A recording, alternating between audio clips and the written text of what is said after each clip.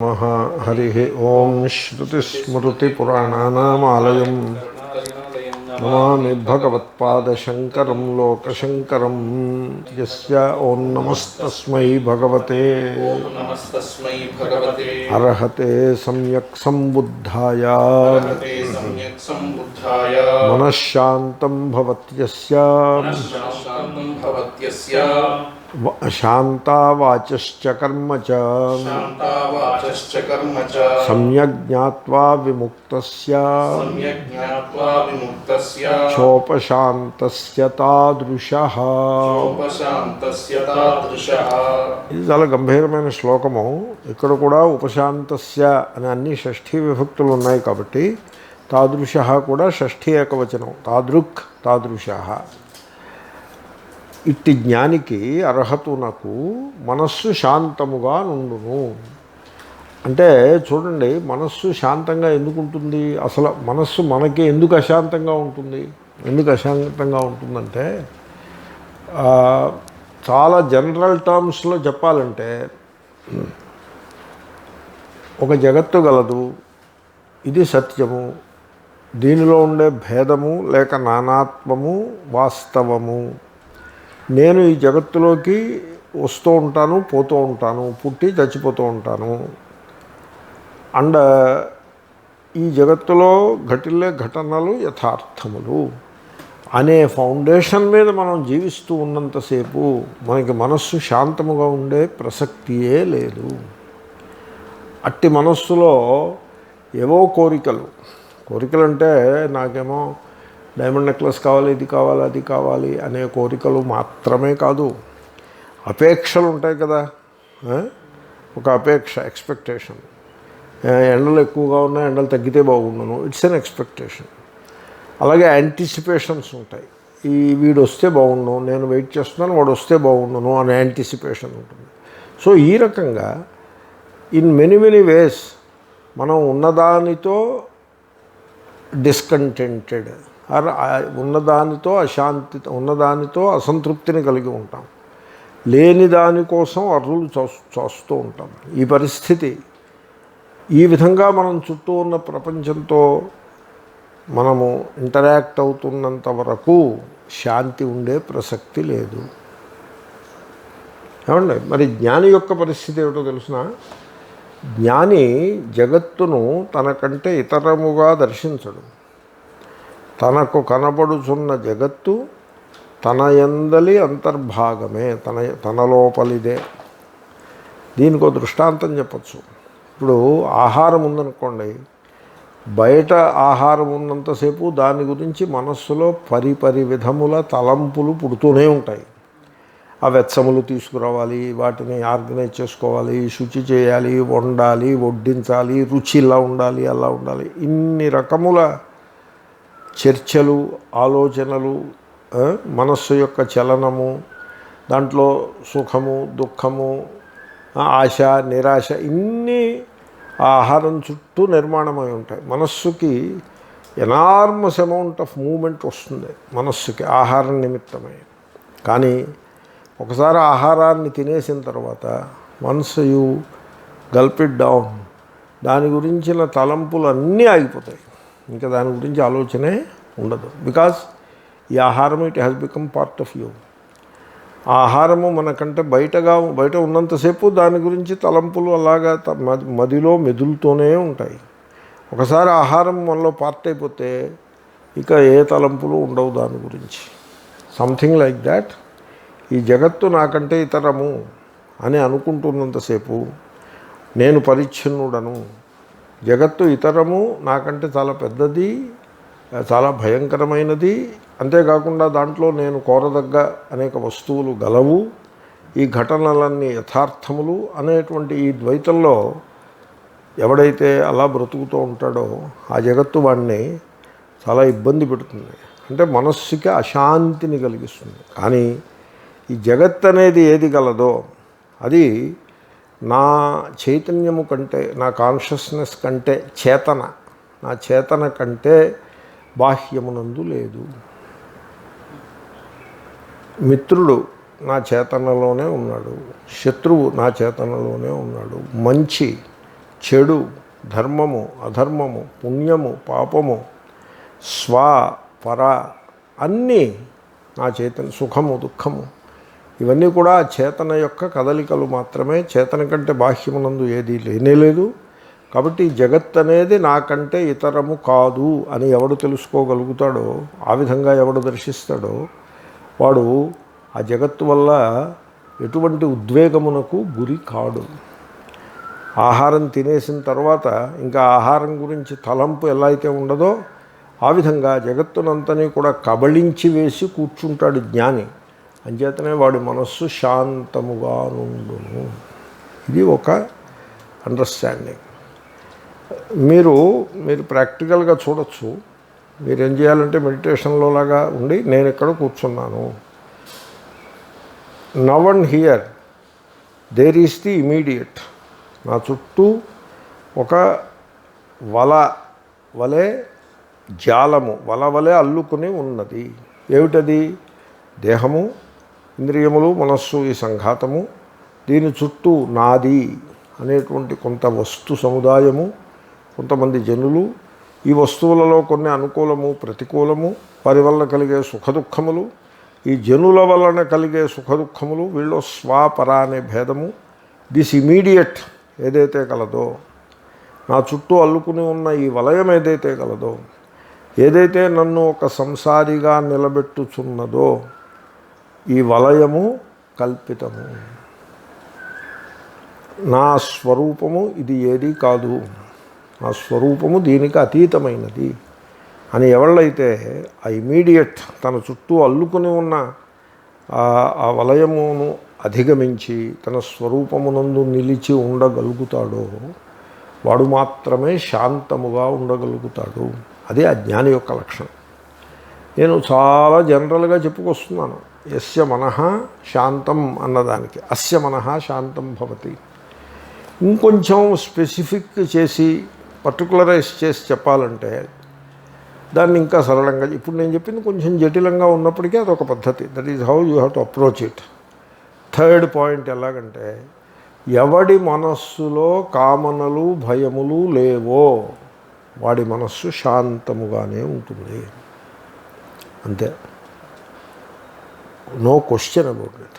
ఎవరి మనస్సులో కామనలు భయములు లేవో వాని మనస్సు శాంతముగా ఉంటుంది. కాబట్టి డిజైర్లెస్ అండ్ ఫియర్లెస్, మీకు శాంతి ఫిక్స్ అయిపోతుంది అంతే. That is the way to look at it.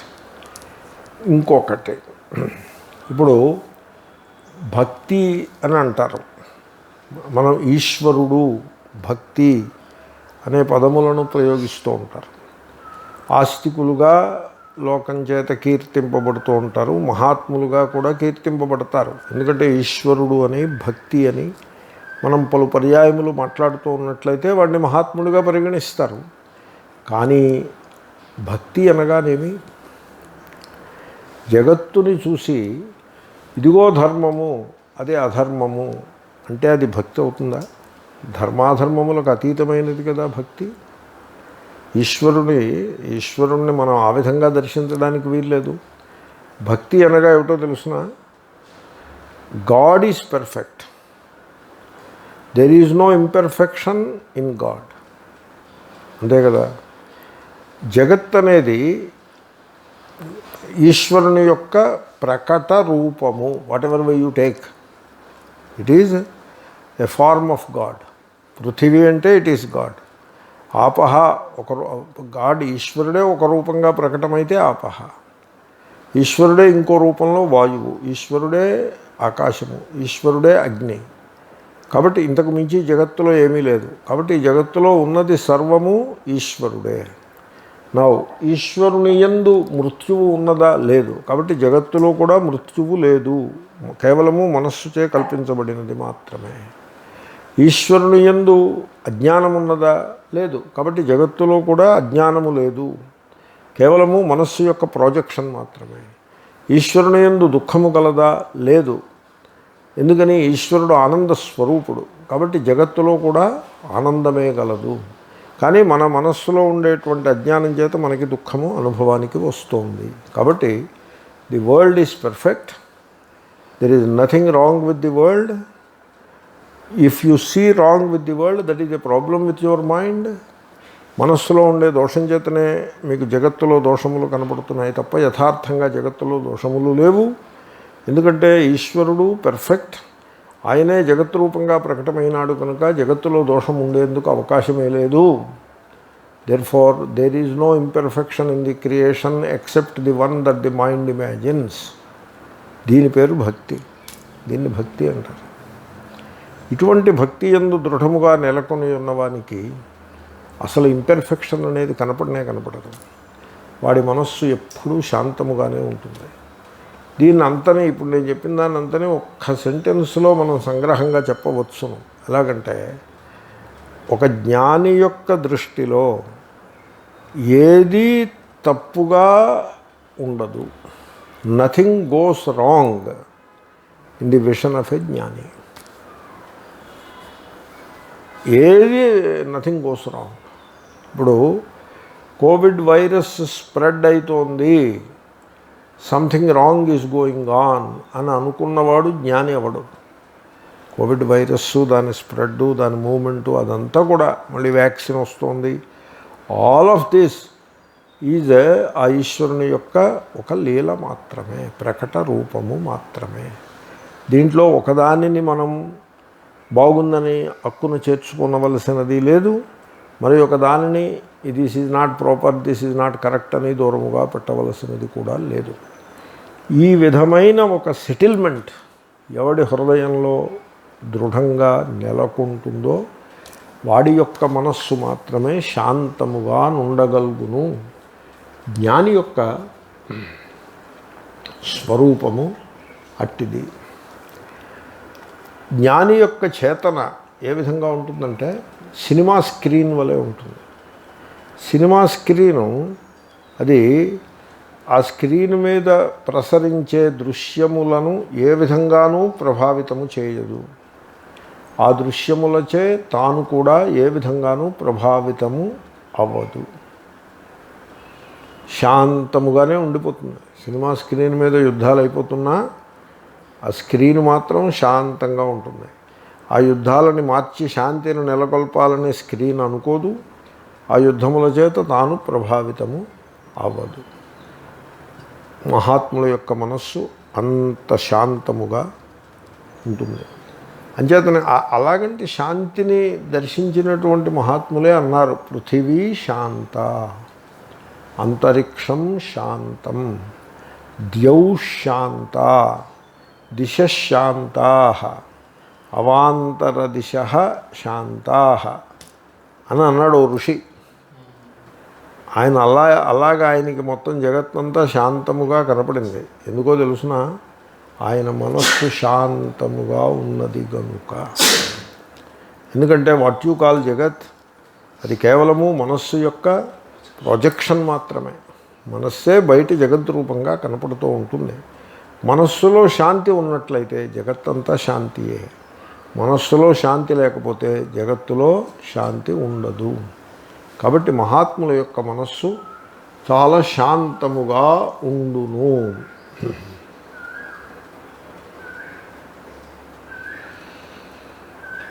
ఎప్పుడైతే మనస్సు శాంతముగా ఉంటుందో అప్పుడు సహజంగానే మాటలు శాంతముగా ఉండును.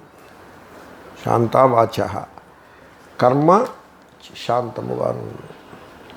మహాత్ములు కంగారు పడరు, శాంతముగా ఉంటారు. బుద్ధుడి గురించి చెప్పేప్పుడు ఏమని చెప్తారంటే, ఆయన చాలా అనేక మైళ్ళు నడిచాడు. ప్రతిరోజు 5-6 మైళ్ళు తక్కువ కాకుండా నడిచేవాడు. ఒక జీవితకాలంలో మొత్తం ప్రపంచాన్నంతని చుట్టూ వచ్చినంత నడక నడిచాడు ఆయన. అయితే ఆయన ఎప్పుడూ గోల్లెస్ వాకింగ్ చేసేవాడు. అంటే లక్ష్యమును చేరుకొనుట కొరకై ఎప్పుడూ నడవలేదు, నడచుట కొరకే నడచుట అన్నట్లుగా అంత స్పాంటేనియస్గా జీవించాడు తప్ప ఒక లక్ష్యమును చేరుట కొరకు నడవలేదు. శ్రీకృష్ణుడు కూడా ఆ మాటే చెప్పాడు.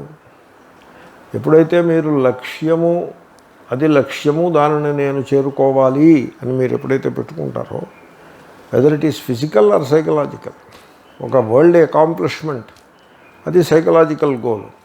ఈ 5 మైళ్ళ దూరంలో ఉన్న ఆ చోటుకి నేను వెళ్ళాలి, దట్స్ ఎ ఫిజికల్ గోల్. ఎప్పుడైతే మీరు పెట్టుకున్నారో మీరు చాలా డిస్టర్బ్డ్ అయిపోతారు. మీరు గమనించండి, మీరు ఆలోచిస్తే ఈ దృష్టాంతం మీకు నచ్చాలి.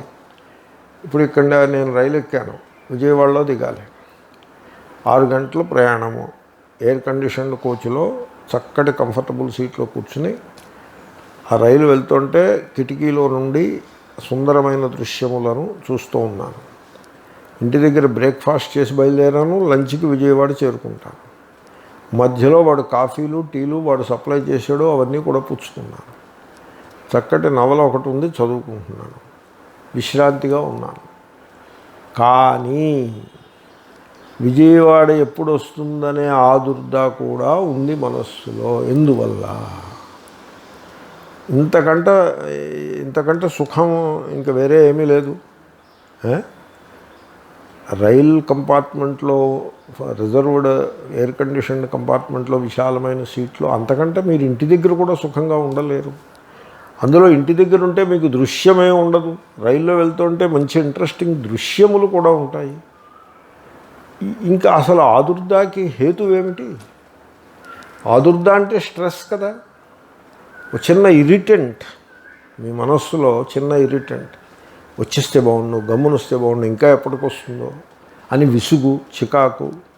ఆ టికెట్ కలెక్టర్ కనపడితే, ఏమంటే ఈవేళ ట్రైన్ కరెక్ట్గా వెళ్ళిపోతుందా లేకపోతే ఆలస్యం అవుతుందా సార్ అని అడగడం.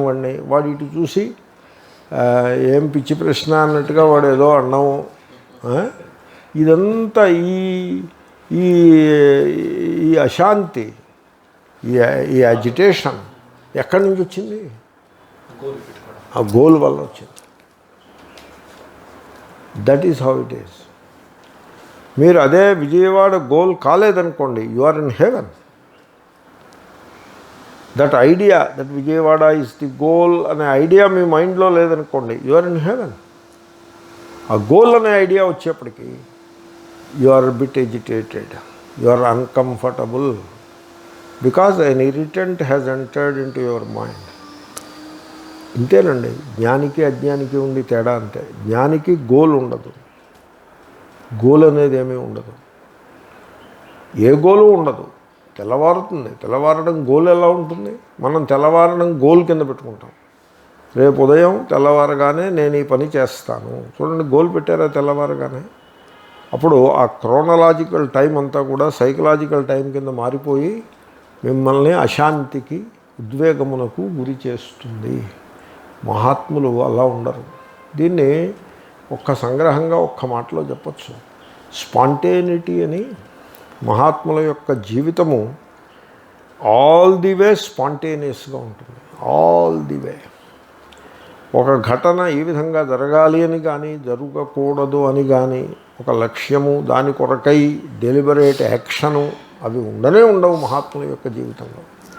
అంత సరళంగా జీవితము, అంత సహజ సిద్ధముగా, స్పాంటేనియస్గా ఉంటుంది. అంచేతనే వారి మనస్సు, వాక్కులు, చేతలు కూడా శాంతి మూర్తి భవించినట్టుగా ఉంటాయి. ఆ తత్వాన్ని చక్కగా తెలుసుకుని మోక్షమును పొంది ఉన్నారు కనుక ఇప్పుడు నేను చెప్పిందంతా తత్వమే. ఆ కారణంగా వారి జీవితము శాంతికి నిలయముగా ఉంటుంది. దీన్ని వ్యాఖ్యానం చేయొచ్చు. ఒక జ్ఞానిని మీరు చూసినట్లయితే ఆయన మాట్లాడే తీరు, పని చేసే తీరు అజ్ఞాని కంటే భిన్నంగా ఏముండదు. అజ్ఞాని కూడా ఆ ధోరణిలోనే మాట్లాడతాడు, అజ్ఞాని కూడా అదే ధోరణిలో పని చేస్తాడు బయట నుంచి చూస్తే. కానీ జ్ఞాని పలికే పలుకు, చేసే పని, శాంతాహ వాచః శాంతం కర్మ. మీరు మామూలుగా చూస్తే జ్ఞాని యొక్క వచనము పని, అజ్ఞాని యొక్క వచనము పని, చేష్ట రెండు సమానంగానే ఉన్నట్టుగా కనపడతాయి.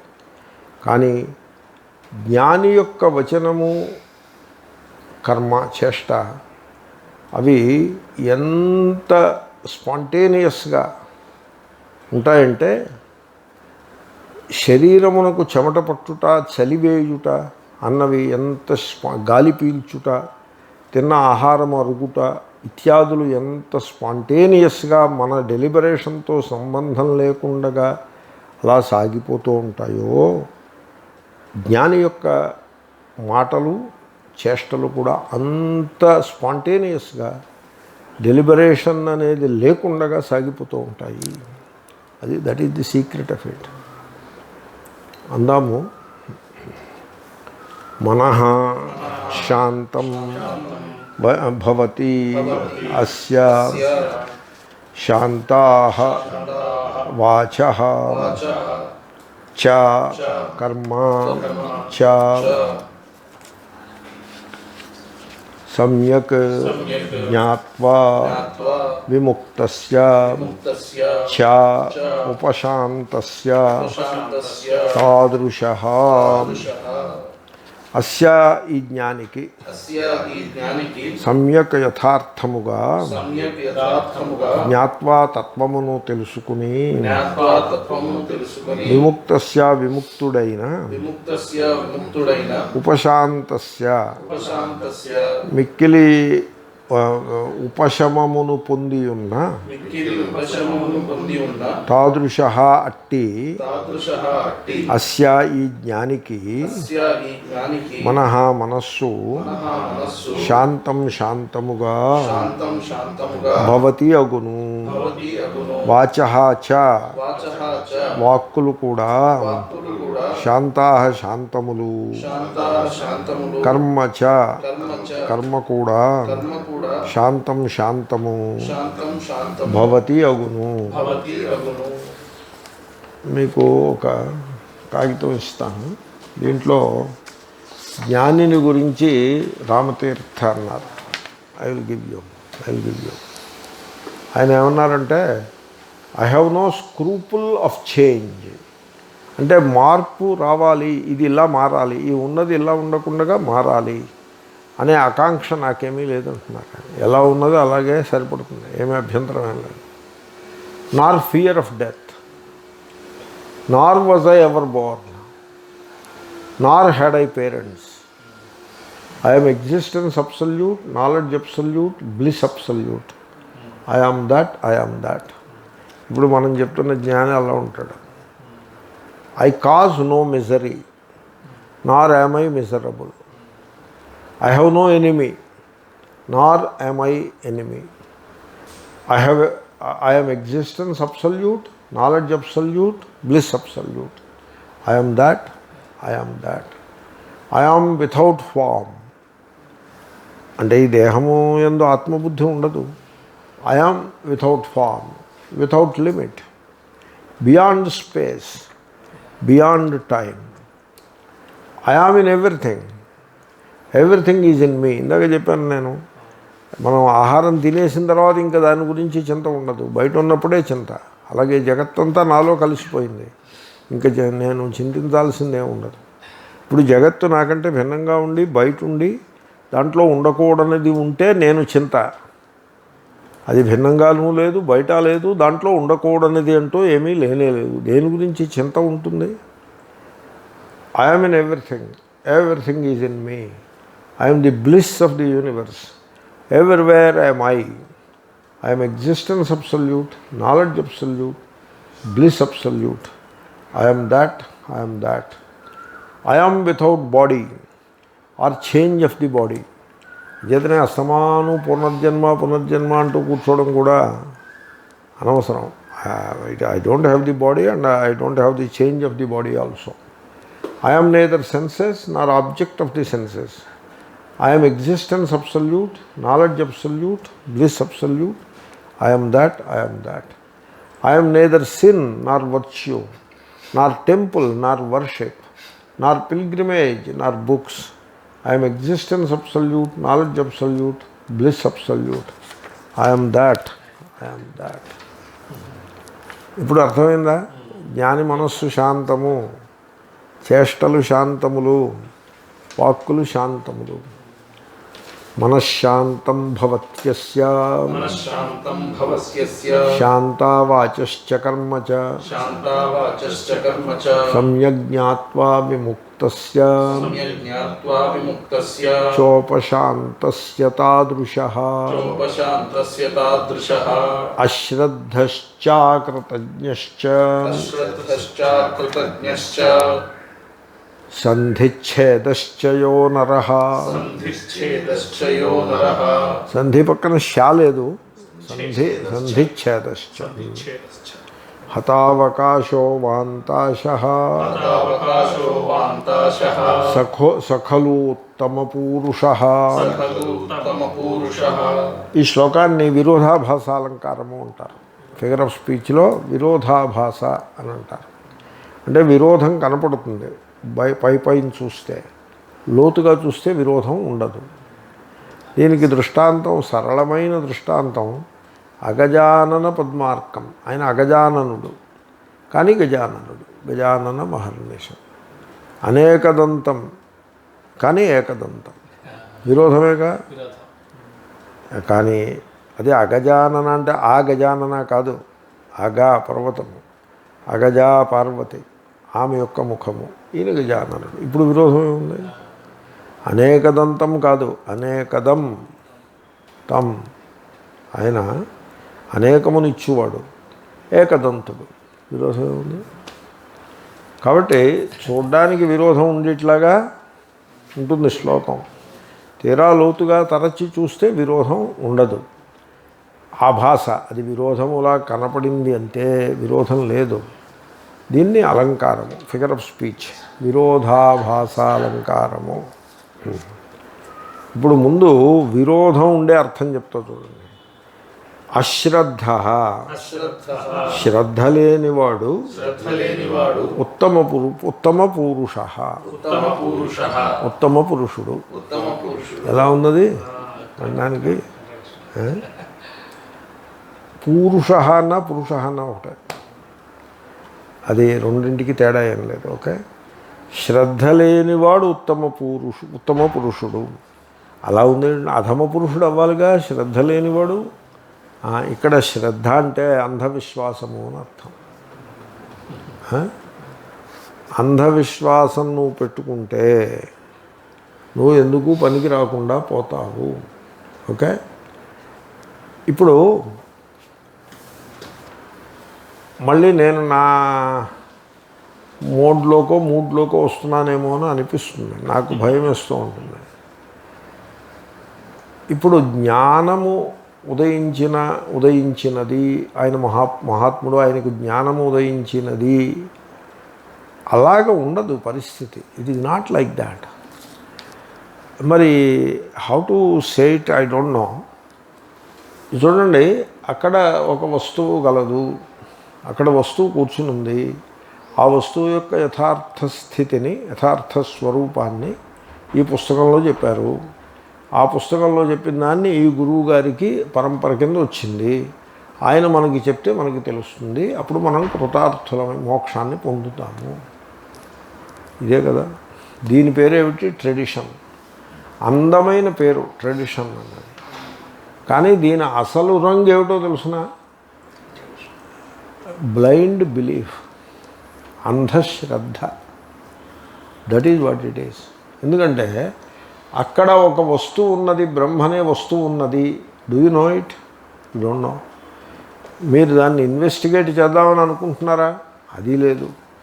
కేవలం బిలీవ్ చేసి కూర్చున్నారు. ఓకే, అది పరంపరలో ట్రెడిషన్లో వచ్చింది. నువ్వు చూసావా? ట్రెడిషన్లో వస్తుండే నీకేమైనా అనుభవం ఉందా? లేదు.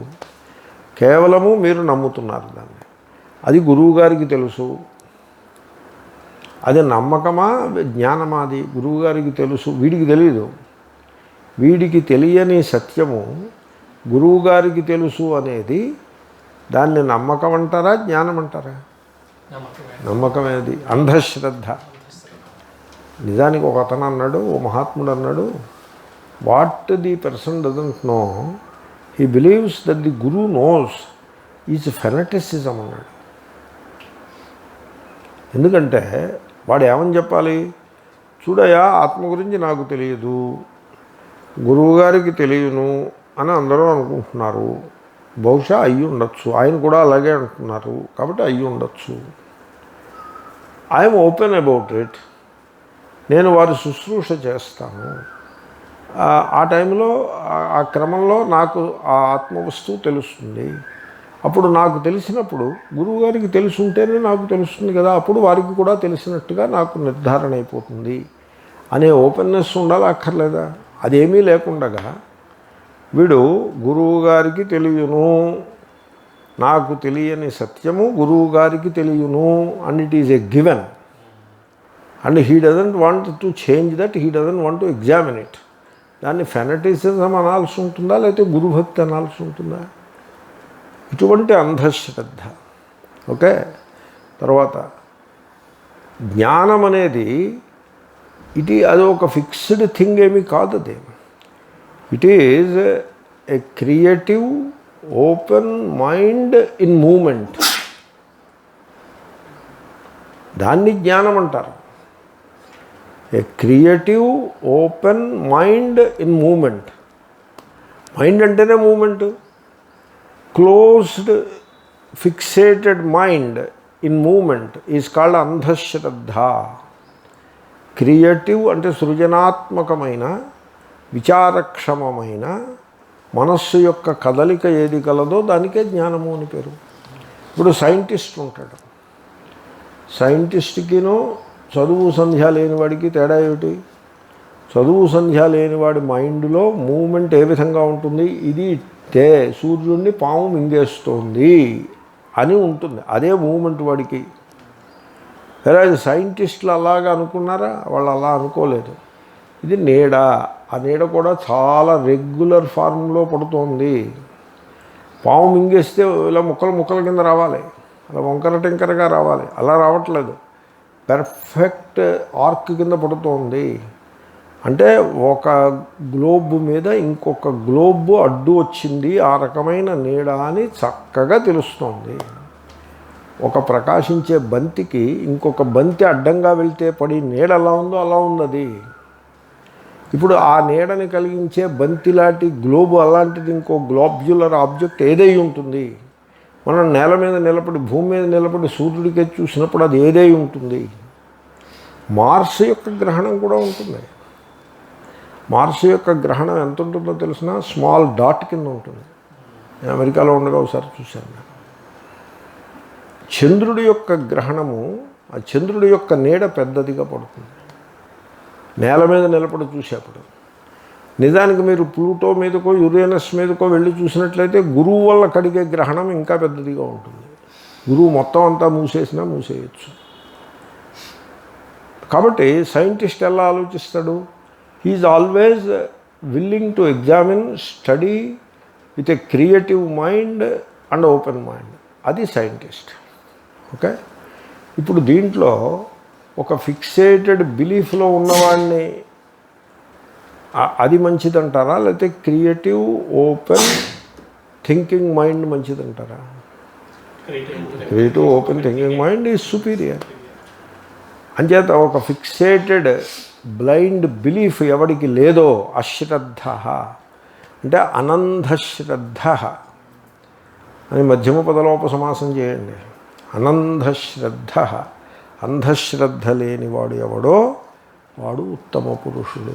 ఆయన ఎంత గొప్పగా చెప్పాడు. సైంటిస్ట్ ఎలా ఉంటాడంటే, సైంటిస్టు దాన్ని ఎగ్జామిన్ చేసి తెలుసుకుందాము అనే ధోరణిలో ఉంటాడు తప్ప, దాన్ని ఆల్రెడీ ఒక ఫార్ములా పట్టుకుని ఆ ఫార్ములాని ఎదుర్కొండా పెట్టుకుని అది వచ్చినప్పుడు దాన్ని చూస్తాను అన్నట్టుగా ఉండడం. అంటే ఇంత హడావిడిగా ఎందుకు చెప్పడం అంటే, అంధశ్రద్ధ అది మనిషిని ఆలోచించే శక్తి లేనివాడుగా తయారు చేస్తుంది. వాడికి ఆలోచించి పరిశీలించి పరిశోధించే సామర్థ్యం దేవుడు ఇచ్చాడు, ఉంది. అది చచ్చిపోతుంది. ఇప్పుడు మీరు ఆలోచించండి.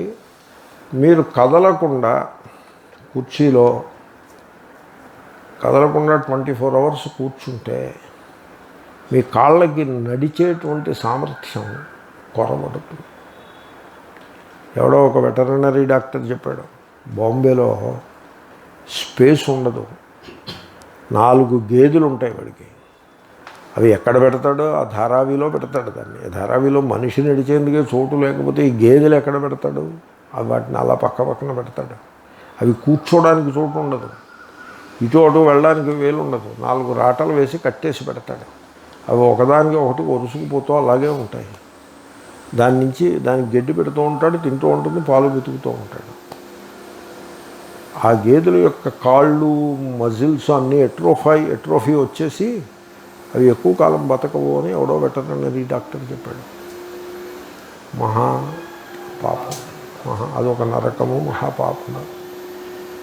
మనస్సు అలా అయిపోయిందనుకోండి, మీరు ఆలోచించుకోండి, మనస్సు ఆ రకంగా అయిపోయిందనుకోండి, అంటే దానికి ఆలోచన ఏముండదు, స్వతంత్రంగా ఆలోచించే శక్తి ఉండదు, పరిశీలించే శక్తి ఉండదు, ఓపెన్నెస్ ఉండదు, కేవలము గుడ్డిగా అంధశ్రద్ధ అన్న మెకానికల్గా తయారవుతుంది. అది ఎంత దోషమో చూడండి. అది ఆ దోషము ఏమాత్రము లేనివాడు ఉత్తమ పురుషుడు. ఓకే, అది విరోధాభాస సరిపడిందా? తర్వాత అకృతజ్ఞశ్చ, కృతజ్ఞుడు కానివాడు ఉత్తమ పురుషుడు. ఇది ఎలా ఉంది? విరోధం కనపడుతోంది కదా. ఓకే, దీనికి పరిహారము, విరోధాన్ని మరి పరిహరించాల్సి ఉంటుంది కదా. ఓకే, సో అకృతజ్ఞ అంటే చూడండి, ఆత్మ కృతమా అకృతమా? అకృతం. నాస్త్యకృత కృతేన. ఆకృతం పట్టుకొచ్చింది ఉపనిషత్తులలో. అకృతం అక్కడ నాస్త్యకృత కృతేనాకి శంకరులు ఏమని రాశారంటే, అకృత నాస్తి పరీక్ష్య లోకాన్ కర్మచితాన్ బ్రాహ్మణో నిర్వేదమాయాత్. బ్రాహ్మణ అంటే బ్రహ్మవిత్, బ్రహ్మనిష్ఠ అంటే పరమాత్మ స్వరూపమును తెలియగోరువాడు. వాడు లోకములను పరీక్షించాలి. లోకములు అంటే మనము ఎఫర్ట్ తోటి నిర్మాణము తయారు చేసుకునేటువంటి లక్ష్యములు ఏవైతే ఉంటాయో వాటికి లోకములు అని పేరు. లోక్యతే భుజ్యతే ఇది లోక కర్మఫలం. మనము ఇప్పుడు నేను కష్టపడి చదివి డిగ్రీ పాస్ అవుతాను. ఆ డిగ్రీ పాస్ అయ్యి ఆ నల్లని కోటుతోటి నేను ఫోటో దిగుతాను. I'm very happy about it. అది లోకం. ఎంతో కష్టపడి 3 ఏళ్ళు కష్టపడి ఆ లోకాన్ని నేను పొందినాను. అది లోకము. కాబట్టి లోకములు అనేకమున్నాయి.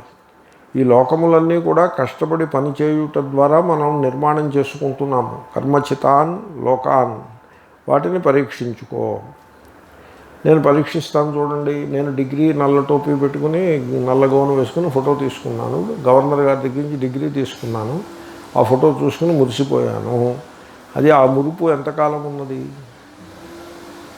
పరీక్షించాను. ఎంతసేపు ఉంది? పావు గంట కూడా లేకుండా. పెళ్ళి ఫోటోలు చూసుకుని మురిసిపోయాను. ఆ మురియడం ఎంతసేపు ఉన్నది? 4 రోజులు ఉండింది. హనీమూన్ 1 వీక్ ఉండింది, తర్వాత పోయింది. ఒక చక్కటి మహాన్యాసపూర్వక ఏకాదశి రుద్రాభిషేకం చేసి 6 గంటలు అలసిపోయాను, కానీ మురిసిపోయాను. ఆ మురుపు ఎంతకాలం ఉన్నది? 2 రోజులు 3 రోజులు ఉంది. ఈ రకంగా స్వర్గం ఎంతకాలం ఉంటుంది?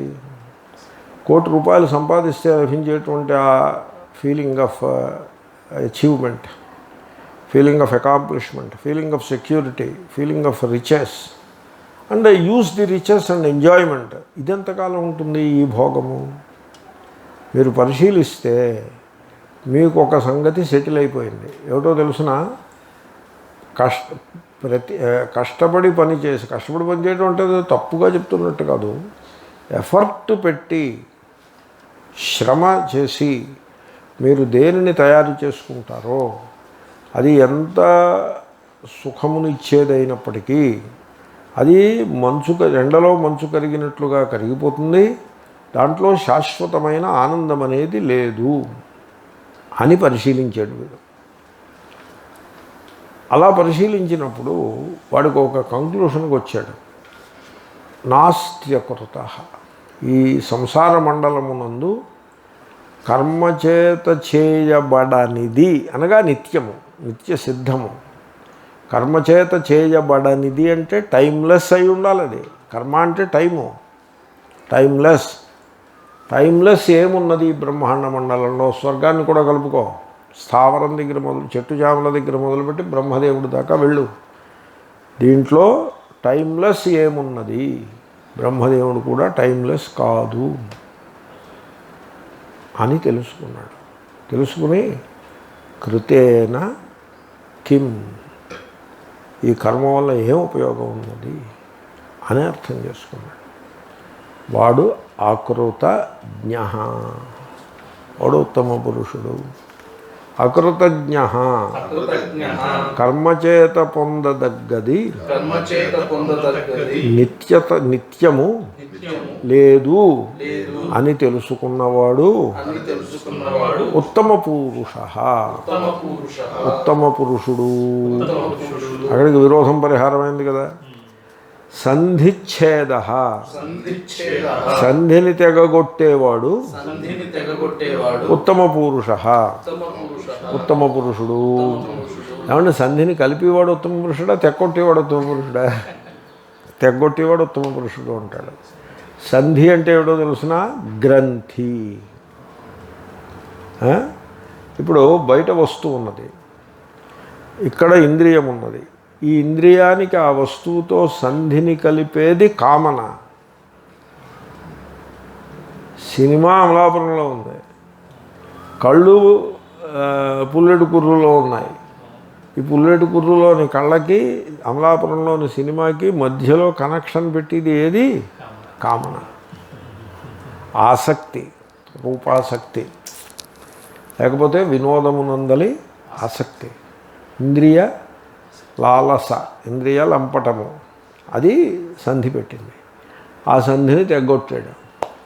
వద్దు, ఈ రూపజ్ఞానం లేకుండా నేను విశ్రాంతిగా హాయిగా ఉన్నాను, ఈ సంగీతములు లేకపోతే ఈ శబ్దములు ఇవేమీ అక్కర్లేకుండా నేను విశ్రాంతిగా హాయిగా ఉన్నాను, ఈ పరిమళములు ఏమీ అక్కర్లేకుండా నా ముక్కు హాయిగా ఉన్నది, ఈ స్పర్శలు అక్కర్లేకుండా నేను సుఖంగా ఉన్నాను, ఈ కోరికలు తీరకుండా నా మనస్సు శాంతముగా ఉన్నది అని మొత్తానికి సంధికి విడగొట్టి పారేసాడండి.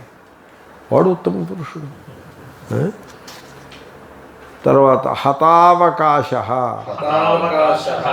చెడగొట్టబడిన అవకాశము గలవాడు ఉత్తమ పురుషుడు. ఇది ఎలా ఉంది? అవకాశం సద్వినియోగం చేసుకుంటే ఉత్తమ పురుషుడు అవుతాడా? అవకాశం చెడగొట్టుకుంటే ఉత్తమ పురుషుడు అవుతాడా? అవకాశం చెడగొట్టుకుంటే ఉత్తమ పురుషుడు అవ్వడు మామూలుగా. అది విరోధం. దానికి పరిహారం, పునర్జన్మ యొక్క అవకాశాన్ని వీడు నాశనం చేసి పెట్టుకున్నాడు. ఇంకా పునర్జన్మ లేదు వీడికి. మళ్ళీ ఇంకో దేహం సంపాదించడం, ఆ దేహంతో డ్యాన్సులు అవి చేయటం, అది వీడికి ఇంకా లేదు. పునర్జన్మ లేకుండా చేసేసుకున్నాడు కాబట్టి ఉత్తమ పురుషుడు. విరోధ పరిహారం తెలిసిపోయింది కదా. పునర్జన్మ లేకుండా ఎలా వస్తుందో తెలుసునా? సో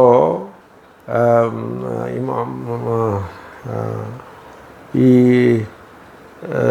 సెర్చ్ చేసి ప్రేత్యాస్మాల్లోకాద్ అమృతా భవంతి.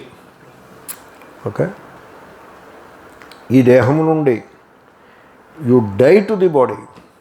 ప్రేత్య అంటే మరణమేగా. You die to this body, you die to this world, you die to this body. అస్మాల్లోకాత్ అమృతుడు అయిపోతాం. ఆ రకంగా హతావకాశ, he has killed himself to this world, he has killed himself to this body mind, he has killed himself to the flow of births and death, and he became a liberated soul. హతావకాశ. వాంతాశ, vomit చేయబడిన, vomit చేయబడిన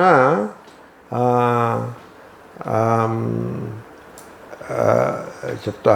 ఆశ అంటే జీవితంలో పైకి రావాలనే ఆశ గలవాడు, అది యాంబిషన్. యాంబిషన్ మంచిది. మీరు యాంబిషన్ పెట్టుకోండి, కోరికలు పెట్టుకోండి. రిక్షా తొక్కేవాడు డైమండ్ నెక్లెస్ ఉండాలని, డైమండ్, నా కూతురికి డైమండ్ నెక్లెస్ చేయించాలనే కోరిక పెట్టుకుని యోగ్యత వాడికి ఉందా? లేదు. వేరే as rich man's daughter diamond necklace పెట్టుకోవాలనే కోరిక ఆ అమ్మాయికి బయలుదేరింది. కాబట్టి ఆ అమ్మాయికి అది విభూతే కదా, అదొక విభూతి. కాబట్టి మీరు చక్కగా లక్ష్మీదేవిని చక్కగా పూజించండి, కుబేరుణ్ణి పూజించండి, యంత్రాన్ని పూజించండి, డబ్బులు బాగా పోగేసుకోండి. సో దట్ మీరు గొప్ప గొప్ప కోరికలను కోరుకోగలుగుతారు. అటువంటి ప్రివిలేజ్ మీకు ఉంటుంది అని ఒక ఆయన పాఠం చెప్తున్నారు. అదే పాఠం. ఇంకొకడు వచ్చి చెప్పాడు, మీరు అసలు ఈ ఆశలన్నింటినీ చంపేసుకోండి, ఏ కోరికలు పెట్టుకోవద్దు, కోరికలు లేకుండా బతికేయండి అని ఇంకొకటి చెప్పాడు. ఇప్పుడు ఎవడి పాఠం బాగుంది? ఖాన్ మార్కెట్ గ్యాంగ్లో ఆ మొదటి పాఠం చాలా బాగుంటుంది.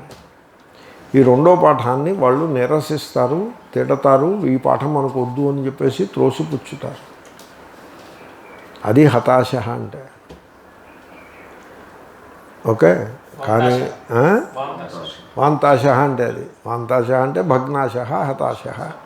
కోరికలన్నింటినీ కూడా బయటికి తరిమేసినాడు వాడు హతాశుడు, వాడే ఉత్తమ పురుషుడు. మీకు అర్థమైపోయింది కదా. విరోధము పరిహారము రెండు కూడా తెలిసిపోయింది కదా.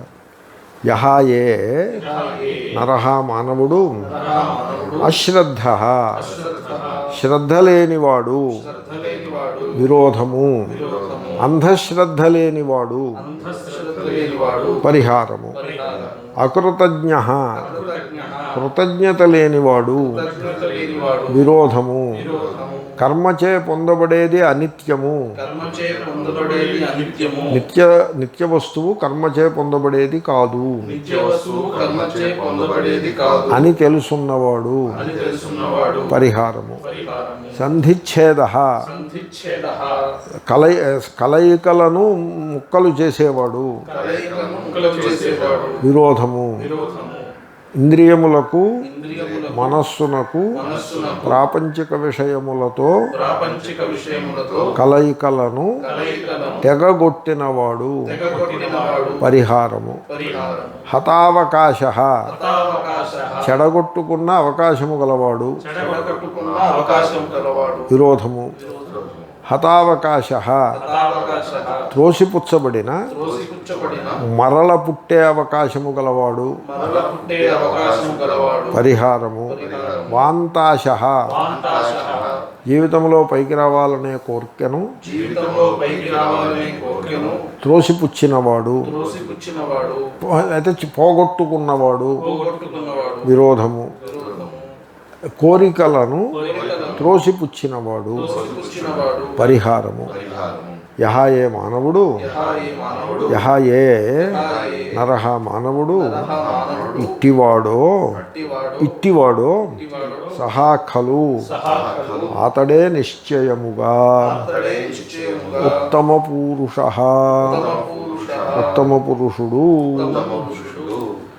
అజ్ఞశ్చాకృతజ్ఞ అశ్రద్ధశ్చాకృతజ్ఞశ్చ సంధిచ్ఛేదశ్చయో నరః హతావకాశో వాంతాశః సఖలు ఉత్తమపురుషః.